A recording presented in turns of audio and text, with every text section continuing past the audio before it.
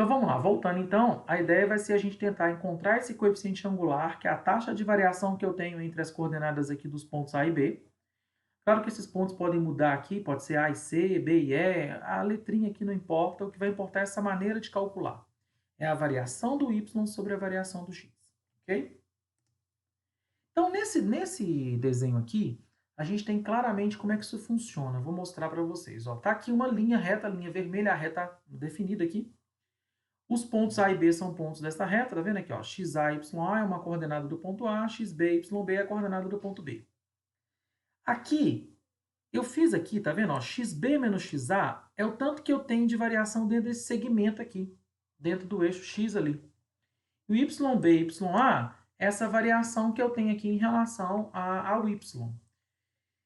Observe que aqui nessa região amarela formou-se aqui um triângulo retângulo, ok? Onde eu tenho um cateto, que é um cateto aqui, né, adjacente ao ângulo, e um cateto oposto ao ângulo.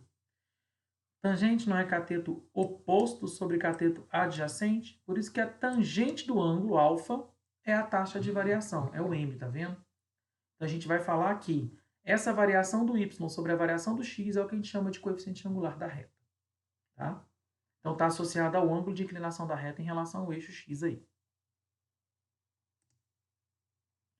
Então, quando a gente olha para uma reta desenhada no plano cartesiano, você pode ter a inclinação sendo uma inclinação de 0 a 90, quando o ângulo for um ângulo agudo, tá? Então a gente vai ver que é uma reta crescente. O coeficiente angular, então, nesse caso, ele vai ser positivo. Quando a reta for perpendicular ao eixo x, a tangente não vai ser definida, então não vai ter coeficiente angular nesse caso, porque a tangente de 90 ela não existe. Quando você tiver uma reta que é decrescente, ou seja, o ângulo variando de 90 a 180, você vai ter o coeficiente angular negativo, porque a tangente de um ângulo de 90 a 180 é negativa, né? A tangente de um ângulo de 0 a 90 é positiva, vamos lembrar lá do ciclo trigonométrico. E quando a reta for uma reta constante, o ângulo vai ser zero, então a tangente de zero é zero. Então o coeficiente angular nesse caso aqui vai ser zero também. Bom? Bom, voltando aqui então para a ideia do coeficiente angular, que é igual à tangente do ângulo alfa, eu posso então descobrir uma maneira de achar a equação da reta usando a taxa de variação, que é isso daqui, que a gente chama de coeficiente angular, e através dessa variação de um ponto qualquer da reta, tá vendo? Variação do y sobre a variação do x vai sempre gerar o m. Então, se a gente multiplicar cruzado aqui, você vai chegar exatamente nessa equação. O que essa equação está falando aqui para a gente?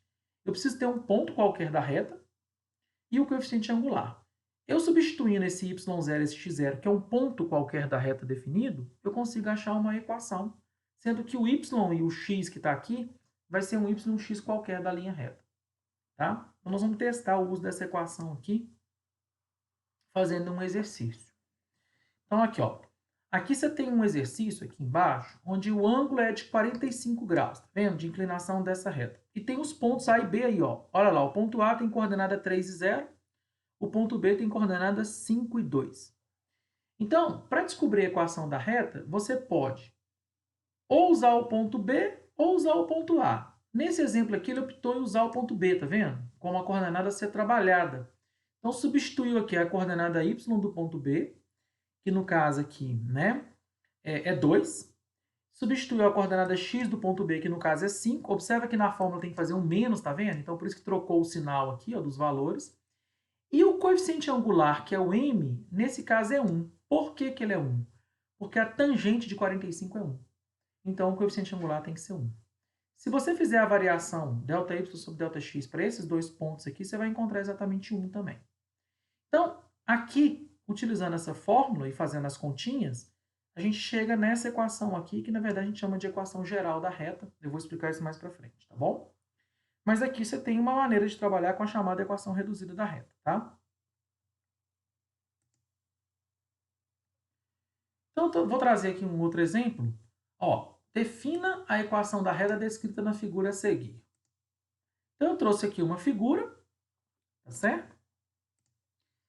Nessa figura, eu fiz essa figura lá no GeoGebra, você tem lá dois pontos definidos. Ó. Ponto A tem coordenadas menos 2 e 3, o ponto B tem coordenada 3 e 1. Então, olha lá. Ponto A, coordenadas menos 2 e 3. Ponto B, coordenadas 3 e 1. Beleza? O coeficiente angular dessa reta aqui, ele vai ser dado pela variação do y dividido pela variação do x. Como é que eu vou fazer essa variação? Aqui, ó, yb vale 1, tá vendo? E o YA vale 3. Então, foi feita a operação 1 menos 3. XB vale 3. XA vale menos 2. Então, foi feito 3 menos menos 2. Tem um menos aqui na fórmula, então tem que acompanhar esse menos aqui. Fazendo a continha, a operação, aqui nós vamos encontrar menos 2 dividido por 5. Então, esse aí vai ser o coeficiente angular dessa reta. Observa que ele é negativo, logo a reta está inclinada para o lado esquerdo, né? Bom, para achar a equação da reta, basta escolher um dos dois pontos. Pode ser o A, pode ser o B. Eu optei em trabalhar com o ponto B nesse caso.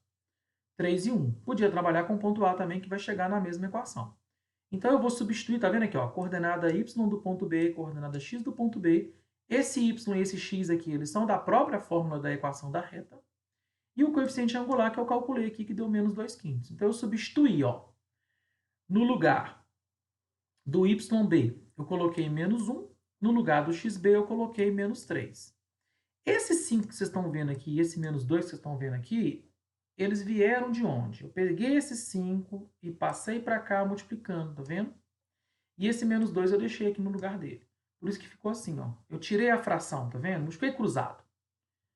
Então, na hora que você fizer a multiplicação aqui distributiva, você vai chegar nessa expressão e nessa. Logo, se eu isolar o valor de y aqui nessa operação, eu vou chegar que y é igual a menos 2/5 de x mais 11/5. Essa é a chamada equação reduzida dessa reta. Todos os pontos que estão em cima dessa linha, eles vão estar de acordo com essa equação aqui.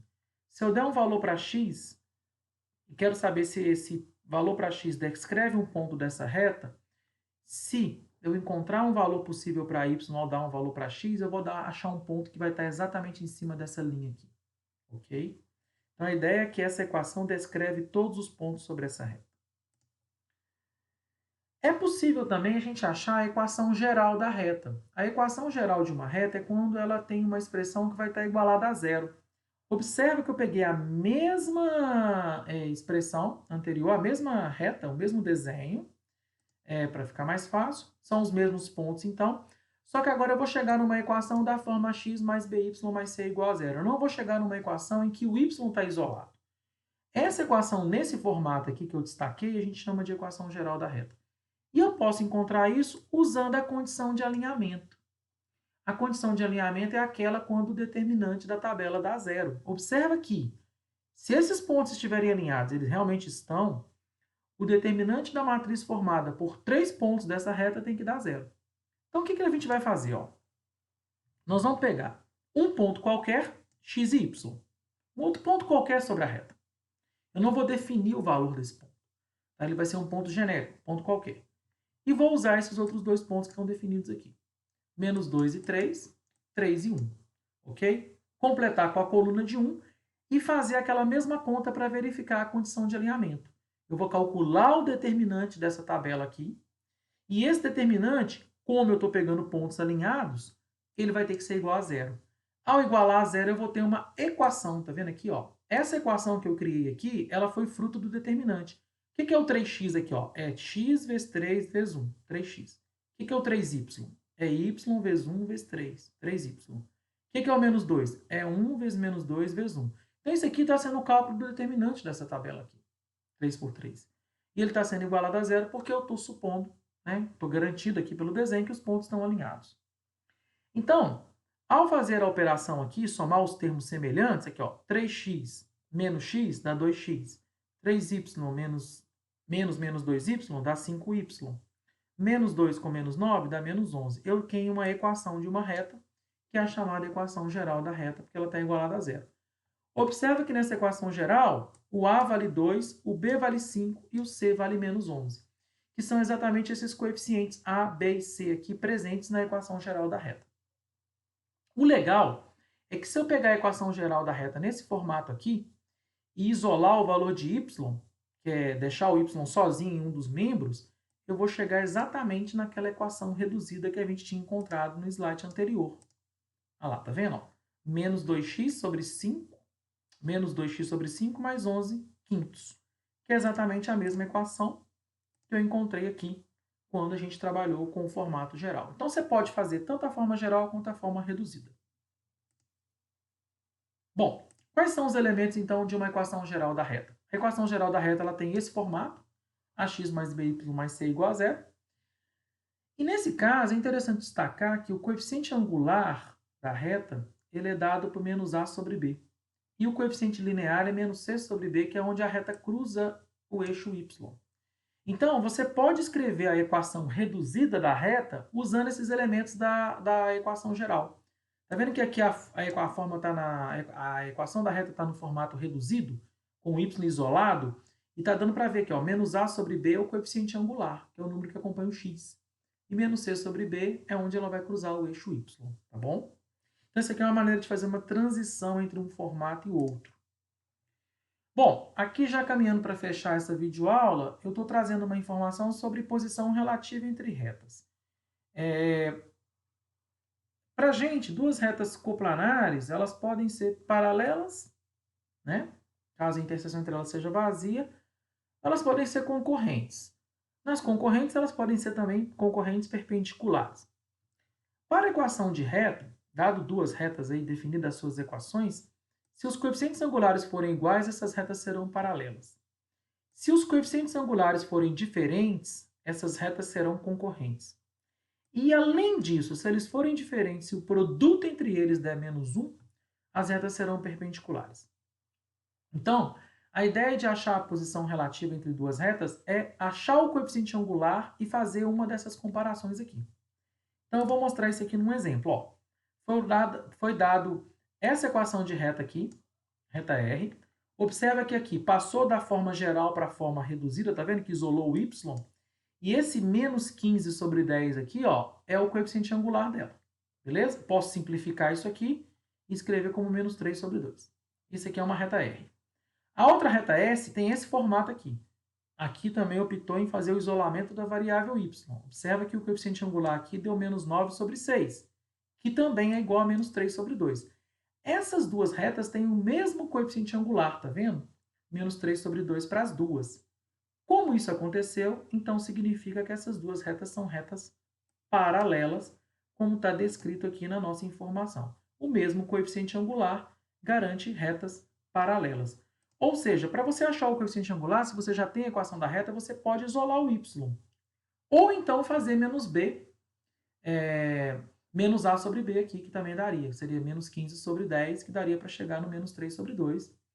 E menos 9 sobre 6, que também daria para chegar no menos 3 sobre 2 aqui, como a gente propôs aí no slide anterior, tá bom?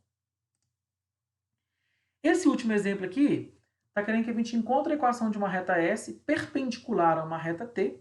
Então, essa reta T foi uma reta dada e a reta S tem que ser perpendicular a ela.